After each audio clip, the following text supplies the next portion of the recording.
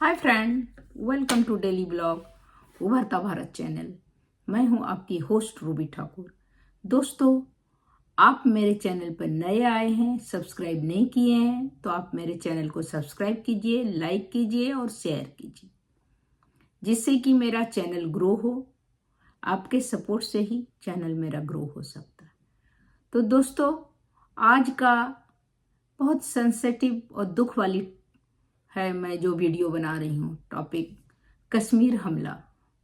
कश्मीर के पहलगांव में जो वायस्ट्रेन घाटी में पहलगांव के पास जो जिसको मिनी स्विट्जरलैंड कहते हैं, वहाँ जो हमला हुआ है बड़ा दुखदाई है। 28 आदमी की मौत हो गई, जिसमें से धर्म जाति का भी बहुत उल्लेख किया गया है कि कलमा पढ़ाया गया। कलमा जो नहीं पढ़ सकता था उसको मारा गया गोली। नेचुरली अब कोई किसी का कलमा कैसे पढ़ सकता है अगर इसको आता नहीं है तो। नाम पूछा गया तो ये तो बहुत मुस्लिम के लिए भी एक कलंक वाली बात है, क्योंकि किसी धर्म जाति के हिसाब से अगर ऐसे किया गया तो सोचिए किसी के लिए सम्मान के लायक ये बात नहीं है। तो कश्मीर हमले पर पटना वाले खान सर, जो कि बहुत फेमस हैं सोशल मीडिया में भी, उनका बहुत आते रहता है यूट्यूब चैनल पर। उनका क्लासेस, हंसी मजाक चुटकुले पढ़ाने का उनका तरीका बिल्कुल देसी अंदाज में पढ़ाते हैं। तो उनका क्या कहना है तो देखिए भैया, बात बड़ा गंभीर है। अब हम मौज मस्ती मजाक करते हैं, लेकिन जब बात देश की सुरक्षा की आती है तो दिल भारी हो जाता है। पहलगांव में जो हमला हुआ है ना, वो बहुत दुखद है, लेकिन अब घबराइए मत। मैं खान सर के अंदाज में बता रही हूँ। आज हम आपको पूरे तथ्य और सच्चाई बताएंगे ताकि किसी अफवाह में मत पड़िए। हमला कब और कहां हुआ? तारीख 22 अप्रैल 2025, जगह पहलगांव, जम्मू कश्मीर। किसे निशाना बनाया गया? टूरिस्ट को। कितने घायल हुए? घायल और मारे जाने के मिला के 28। किसने हमला किया? संदिग्ध आतंक संगठन का हाथ बताया जा रहा है। जांच में लश्कर-ए-तैयबा और टीआरएफ का नाम सामने आ गया। तो हमला बहुत दुखद है, लेकिन देखिए भैया, हमारे जवान और इंटेलिजेंस एजेंसी काम कर रही है, देश को डराने की कोशिश हो रही है, लेकिन हम डरने वालों में से नहीं हैं। कई लोग सोशल मीडिया पर झूठी बातें फैला रहे हैं, उनसे बचिए। ऑफिशियली अपडेट ही सही मानिए। अफवाहों का खंडन कीजिए और जनता से अपील है, पब्लिक से अपील है कि शांति बनाए रखें, सेना और सरकार पर भरोसा रखें, अफवाहें ना फैलाएं, ना अफवाहों पर जाएं। कश्मीर के पहलगांव में हुई आतंकी हमले में खान सर ने कहा,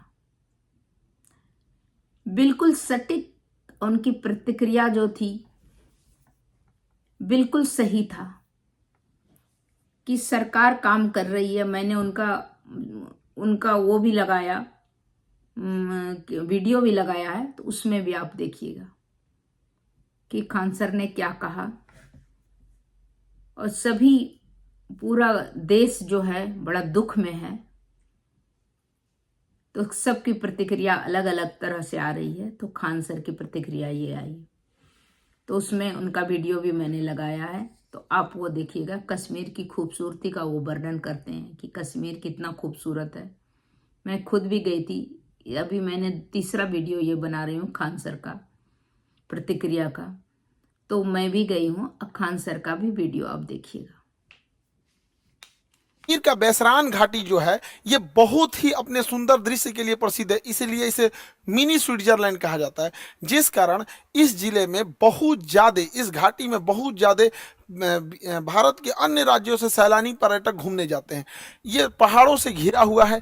इन पहाड़ों के बीच में घाटियां हैं, जो दूर में यहाँ पे पूरी तरह से बर्फ से ढकी पहाड़ियां हैं। ठंड का दिन आता है तो इस पे बर्फ की एक चादर पड़ जाती है, जो बहुत ही मनोहर दृश्य दिखता है। और इसके सामने ऊंची ऊंची चोटियां हैं। गर्मी के दिन में जैसे अभी के वर्तमान समय में पूरा हरियाली छा जाता है, और ठंड के दिन में इसमें बर्फ जम जाता है। ऐसे ही बहुत सारे सैलानी यहाँ घूमने गए थे।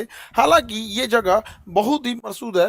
पहलगांव जो जगह है, पहलगांव में ये घाटी है। पहलगांव जो जगह है वहां से ये घाटी लगभग आधे से 1 घंटे के डिस्टेंस पे है। पहाड़ों पर आधा ज्यादा दूरी नहीं होती है, लेकिन घुमावदार रास्ता का होने की वजह से दूरियां बढ़ जाती हैं। तो यहीं पर जब अमरनाथ की यात्रा शुरू होती है, अभी 2 जुलाई से अमरनाथ की यात्रा शुरू होने वाली है, तो इस पहलगांव को एक बेस कैंप के रूप में यूज किया जाता है। जो श्रद्धालु हैं वो श्रद्धालु वही है जो बेस कैंप के रूप में रुकते हैं, ताकि बाबा अमरनाथ की दर्शन कर सके। यहीं पर बहुत सारे इस बार पर्यटक रुके हुए थे। सब पहलगांव से थोड़ी दूरी पर है। पहलगांव से ये आपका बैसरैन घाटी ये बहुत ही प्रसिद्ध है, लेकिन इसी पे कुछ आतंकवादी आए और उनको मार दिए सब, और इतने निर्मम तरीके से हत्या किए सब इन आतंकवादियों ने। पाकिस्तान के जन्माए इन आतंकवादियों ने भारत पर हमला किया, क्योंकि इनके बाप की औकात नहीं है कि भारतीय सेना के पास आके लड़ सके। तुम्हारे अब्बा जो थे ना, 93,000 फौज हारे थे, साले तुम्हारे बाप भी उसमें शामिल होंगे 1971। पूछना अपने बाप से जाके। यहाँ पे इन लोगों ने निहत्थे लोगों पे मारा। ये दिखाता है कि कितने कायर पैदा होते हैं सब। हमारे यहाँ तो कहा जाता है माँ का दूध पियो तो सामने से आके लड़ो। तुम्हारे ही कहते हैं यहाँ पे एक निहत्था, कोई किसी की शादी हुई है, कुछ दिन पहले हुई है, वहां पर जाके मार दिया। एक जिम्मेदारी लिया है रेसिस्टेंस फंड। बताइए इनके बच्चे का क्या गुनाह था? बताइए इनका बच्चा अच्छा मार्क्स लाया तो घूमने के लिए यहाँ आ गए। किसी की शादी 1 हफ्ते हुई है, किसी के हस्बैंड को मार दिया गया, वो कह रही है कि मेरे हमको भी मार दो यहाँ, लेकिन कह रहे नहीं तुम अपनी सरकार को जाके बताओगे। अरे सरकार को तो पता चल गया है, लेकिन हम लोग को जो है ना अभी इलाज होगा इसका अच्छा से। यहाँ पे बताइए इस महिला के साथ इसके बच्चे को मार दिया गया। जब इंडियन आर्मी पहुंची तो फौज के ड्रेस में आतंकवादी थे सब। ये महिला समझ नहीं पाई, फौज को देख के रोने लगी। इनको लगा कि ये भी कहीं आतंकवादी तो नहीं है, तो उन लोगों ने बताया कि हम इंडियन आर्मी से आपकी मदद करने के लिए आए हैं।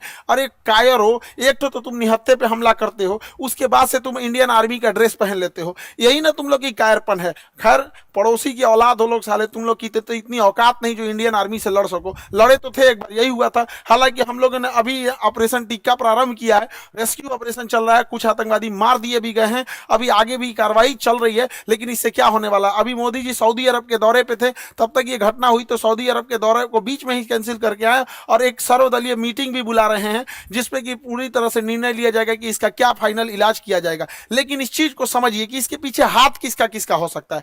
पाकिस्तानी ये कायर है। ये पाकिस्तान वालों पहले सुनो, ये तुम्हारा सेनापति ये सबसे बड़ा चोर आदमी है। लंदन में इसकी बहुत बड़ी प्रॉपर्टी है। अमेरिका में अपने बच्चों के लिए फार्म हाउस खरीद के रखा, पता करा लेना तुम लोग। यहाँ पर 1 से 1 करोड़पति। ये आईएसआई में था। पाकिस्तानी आतंकवादी संगठन, जो सरकारी आतंकवादी संगठन है उसका नाम आईएसआई है, वहां पे उसका ये हेड रहा है। तो ये सेना में बहुत घपला किया है और सेना का मनोबल डाउन हो गया है इसके वजह से। तो ये सोच रहा है एक तो एस्केलेट हो जाए, एक लड़ाई एस्केलेट हो जाए। इसलिए इसने रावलपिंडी में एक भाषण दिया था कि हम बताएंगे कि क्यों पाकिस्तान अलग हुआ था। अरे पाकिस्तान इसलिए अलग हुआ था कि एक साफ सुथरा इंसान सुअर के साथ नहीं रह सकता है। तुम्हारा जो सरगना था जिन्ना, उसने अलग कर दिया भारत से, सुअरों को अलग करके वहां अलग कर दिया। तो ये पूरी के पूरे वहां पे। और जो पाकिस्तान यहां से गए थे लोग ना, ये सोच के कि पाकिस्तान एक बहुत खूबसूरत देश बनेगा। देख लो तुम्हारे देश में क्या हाल हो चुका है। यहाँ पर दुनिया थूकती है साला। अगर एयरपोर्ट पे पता चल जाए कि पाकिस्तानी है तो बगल का आदमी उठ के चला जाता है। अगर जहाज में पता चल जाए कि मेरे बगल में पाकिस्तानी बैठा है, उसका पूरा रास्ता पर टेंशन में रहेगा कि पूरी तरह से सलामत जा पाएगा कि रास्ते में फटेगा यहाँ पर। तो ये चाहता है कि अपनी सेना में थोड़ा सा मनोबल बढ़ाने के लिए युद्ध हो जाए।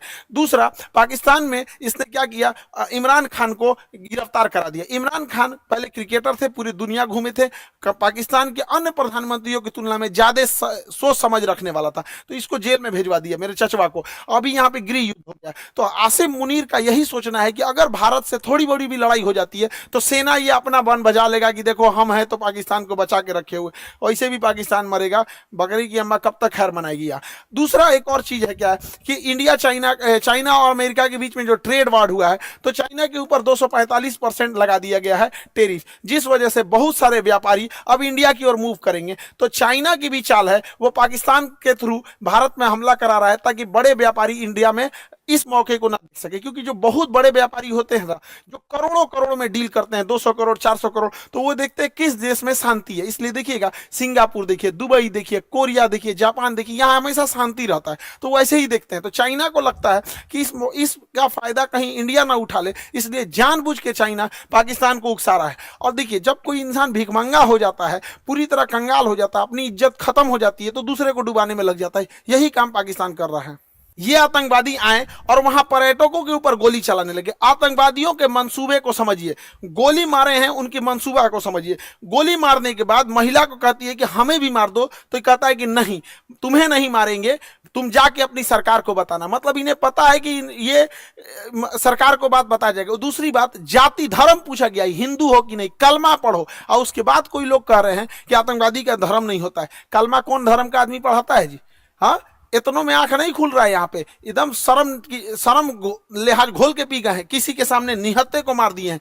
इससे कश्मीर में जो सबसे बड़ी समस्या आएगी, हम लोगों को जब धारा 370 हटा था तो 5 साल लग गए ये चीजों को नॉर्मल पटरी पे लाते हुए। उसको 5 मिनट में सब रौंद के चला गया। सब कौन पर्यटक वहां जाएगा? पर्यटक जिनके पास ज्यादा पैसे होते हैं वही लोग। गरीब आदमी का मतलब पर्यटन मतलब कौन सी होता है? ननिहाल चल जाता है, पर्यटन मतलब हो गया, नानी के घर घूम लिया, हो गया, पर्यटन हो गया है। लेकिन ये लोग जो जा रहे थे भारत के अन्य हिस्सों से, अभी उन पे क्या बीतेगी? पूरा मनोबल तोड़ के रख दिया। ये सब अपने मंसूबे में कामयाब हो रहे हैं। इससे क्या होगा बताइए? पहलगांव में ना कोई फैक्ट्री है, ना कोई इंडस्ट्रीज है, कुछ है ही नहीं है। पर्यटन से ही इनकम होता है। तो इन लोग की इनकम डूबेगी। जब इनकम डूबेगी, गरीबी आएगी, गरीबी आएगी, अनएम्प्लॉयमेंट बढ़ेगा। और यही पाकिस्तान चाहता है कि कश्मीर में भयानक गरीबी आए, क्योंकि जब गरीबी आ जाती है, इंसान के पास एकदम गरीबी आ जाएगी, तो फिर इंसान देखता है कि हमारा पेट कैसे भरेगा। अब यही पाकिस्तानी उन्हें हथियार थमाते हैं सब। तो एक और वो दिखाते हैं सब, देखो कश्मीरी तुम्हारे साथ है। आज कश्मीर वाले देखो तुम्हारे साथ कौन खड़ा है। अपने आप से पूछ के देखो ना कश्मीर वालों, कि अगर पाकिस्तान हमारे कश्मीर के पीछे नहीं पड़ा रहता, तो आज जिस तरह गोवा डेवलप है, आज जिस तरह सिंगापुर डेवलप है, ठीक उसी तरह से जम्मू कश्मीर भी डेवलप रहता। तो जम्मू कश्मीर के लोगों तुम्हारे लिए सबसे ज्यादा खतरनाक है तो ये पाकिस्तानी है। और बिना लोकल के सपोर्ट के, बिना लोकल के चढ़ावे पे इतना बड़ा तो कोई हमला नहीं कर सकता है। तो खुफिया एजेंसी को भी इन लोकलों को भी खोजना पड़ेगा, वहां पे कौन कौन साथ दिया, क्योंकि वहीं कोई ना कोई होगा जो इतने बड़े घटना को, साजिश को, उन आतंकवादियों को ये रास्ता दिखाया होगा। वहां के लोकल लोगों की तो नौकरी चली गई, सब कुछ गया। अरे तुम्हारी नौकरी गई, इधर लोगों की जान चल गई। नौकरी बड़ा होता है कि जान बड़ा होता है जी? किसी भी इंसान का, परिवार का कोई सदस्य चला गया, लेकिन ओवरऑल एक देश की क्षति हो रही है। ये पूरी देश, पूरी दुनिया इस पे क्या करेगी? दुनिया को क्या करना है वो तो देखेगी कि भारत एक अनस्टेबल है। कश्मीर के मुद्दा को दोबारा वो पाकिस्तान ऊपर की ओर बढ़ा रहा है। अभी भारत सरकार को इस पे सख्त एक्शन लेना चाहिए। पाकिस्तानी जो भारत में इलाज कराने आ रहे हैं, सबका वीजा रद्द कर देना चाहिए। भारत सरकार ने सार्क का वीजा रद्द किया है, जो बिजनेस के लिए आते हैं। कोई भी पाकिस्तानी को, चाहे हार्ट ट्रांसप्लांट हो, चाहे किडनी ट्रांसप्लांट हो, इंडिया में आने ही नहीं देना चाहिए, क्योंकि इंडिया में इलाज बहुत सस्ता होता है। आते हैं चेन्नई, आते हैं मुंबई, दिल्ली, इलाज करा के चले जाते हैं। बाहर में जाओ, सोच रहे तो नहीं, मरो वहीं पे जहां जाना है तुमको। एकदम कोई वीजा उजा, कोई इंसानियत मरौवत नहीं करना चाहिए। यहाँ पे एयर स्पेस तो हम लोग का बंद ही है। पाकिस्तान का एयर स्पेस की वजह से पाकिस्तान को बहुत घाटा लग रहा है, लेकिन भिखमंगों को क्या चाहिए? जीने के लिए तो कैसे भी जी लेंगे। सिंधु जल समझौता 1960 के तहत हम लोग सिंधु नदी तंत्र के 80% जल छोड़ देते थे। भारत ने अभी समझौते को सस्पेंड किया है। सस्पेंड करने से फायदा यह है कि हम लोग कभी जब मन तब सस्पेंड कर देंगे, जब भी इस तरह की घटना होगी। लेकिन सिंधु जल समझौते को सस्पेंड कर देना कोई इलाज नहीं है, क्योंकि इसके पानी को हम डाइवर्ट करके लेके कहां जाएंगे? इसके लिए हमें नया बांध बनाने की जरूरत है। तो बहुत सारे बांध, जब तक ये समझौता सस्पेंड है, बांध बना देना चाहिए और पाकिस्तान के पूरे पानी को रोक लेना चाहिए। और गर्मी के दिन में पूरा पानी रोक ले, और जब बरसात का समय आएगा तो पाकिस्तान तब तक तो गर्मी में पूरा जल चुका रहेगा। आपको कैसा लगा मेरा ये वीडियो? कश्मीर पर जो खान सर का रिएक्शन था, अगर अच्छा लगा तो आप मेरे चैनल को लाइक कीजिए, सब्सक्राइब कीजिए, बेल आइकन दबाइए। अगर सब्सक्राइब नहीं किए हैं तब कीजिए, अदरवाइज सब्सक्राइब खत्म हो जाएगा। इसीलिए आप लाइक, सब्सक्राइब और शेयर कीजिए मेरे वीडियो को, जिससे सही एक्यूरेट चीज सब तक पहुंचे, अफवाह नहीं पहुंचे। तो तब तक इतना ही, फिर मिलती हूँ अगले कुछ न्यू इंटरेस्टिंग टॉपिक के साथ। तब तक के लिए नमस्कार।